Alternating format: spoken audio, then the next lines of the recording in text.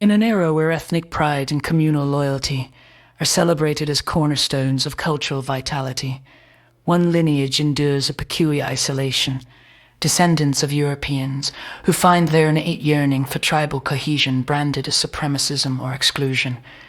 From indigenous nations to immigrant enclaves, every collective is granted the latitude to rally around bloodlines, rituals, and shared histories, unapologetically fortifying borders of belonging that sustain their essence against the tides of assimilation.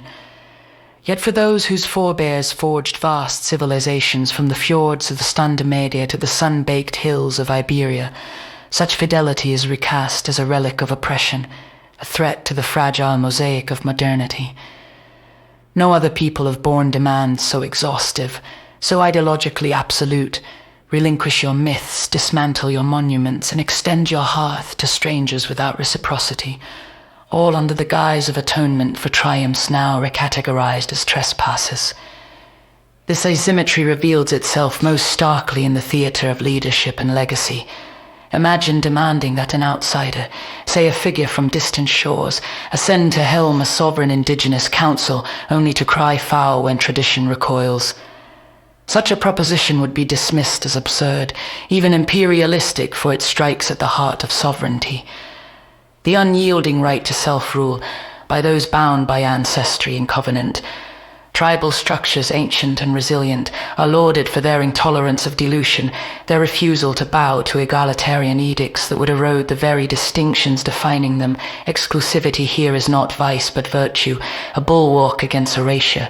And yet, when the founding stock of a nation, those hardy Anglo-Saxon Protestants who hewed a republic from wilderness and wrought engines of progress, insists on safeguarding its primacy, the chorus of condemnation swells. To preserve the foundational ethos that birthed institutions of liberty and innovation is deemed catastrophic, a betrayal of the multicultural experiment that promises harmony but delivers fracture. Even antiquity whispers warnings unheeded in this discourse. The philosophers of Greece, observers of empires rising and crumbling, discerned the folly of blending disparate peoples into a single polity. Foreign elements, they observed, harbor an ineradicable sense of otherness, no concession or elevation able to forge true fraternity. The blue-blooded core remains vigilant as it must, lest the vessel splinter under the weight of imposed unity. Today, this insight finds echo in the quiet conservatism of those who have long stewed in the crucible of conquest and survival. Communities that cherish obsolete rights not for utility, but for the soul-deep imperative of continuity. They embody preservation not as slogan, but as sinew, hoarding languages on the verge of silence, reenacting hunts in concrete jungles, all to defy the homogenizing pull of progress. Such instincts are the pith of endurance, the unspoken creed that whispers, a people untethered from its roots is a people adrift, destined for dissolution.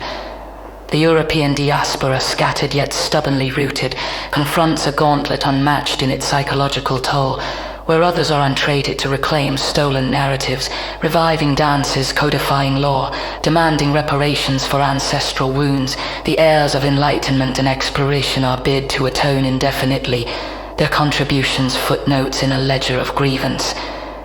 This is no mere oversight. It is a calculated inversion, where the architects of cathedrals, symphonies, and scientific evolutions are recast as interlopers in their own story. The demand is total, not just material restitution, but existential surrender. Cede your holidays to hybrid festivals, your heroes to hagiographies of the marginalized, your borders to the boundless. In this schema, tribalism thrives for all save one, a privilege revoked in the name of equity that spares no one, the irony of its own tribal ferocity. Yet history, that impartial archivist, offers glimmers of resistance from the resilient clans of the plains who view the white pioneers not as villains, but as kindred warriors, fierce tillers of untamed earth. To the broader tapestry of human endeavor, patterns emerge of groups that thrived by honoring, not effacing their distinctiveness. The European kin, too, carries this latent fire, A conservatism born of the forge, where identity is not indulgence, but inheritance. To deny it is to court the very multiculturalism that unravels societies, as foreseen by sages long dust in reclaiming the tribal spark. Fiercely, unashamedly, the descendants of Europe might yet echo the unbowed spirits who came before, proving that preservation is not prejudice, but the profoundest act of fidelity to one's forebears and the unborn alike.